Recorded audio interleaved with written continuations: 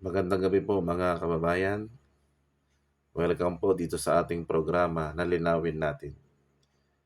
Magbigay lamang po kami ng opinyon dito po sa House Bill 11213, allowing grade 10 students to skip senior high school. Ito po ay nasa final reading na.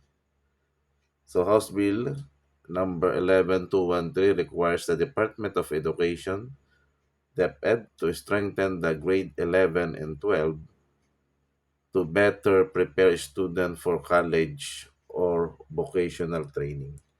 So maganda po ito upang lalong mapalakas ang grade 11 at grade 12 curriculum. So under this measure, grade 10 students may choose to university preparatory pathway where they will take advanced placement exams to evaluate their readiness.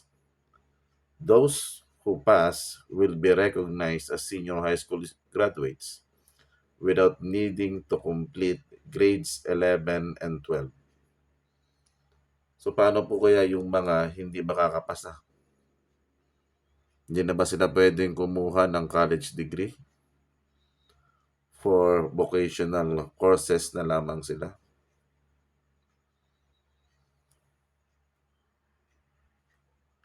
Hindi din kasi lahat ay kayang magtuloy sa college. May iba't ibang mga dahilan syempre. Unang-una yung kahirapan. Mas madali silang makakahanap ng trabaho upang makatulong sa kanilang pamilya kung kukuha sila ng vocational courses upang maging skilled sila. Another factor, kakulangan ng interes pang mag-aral sa college.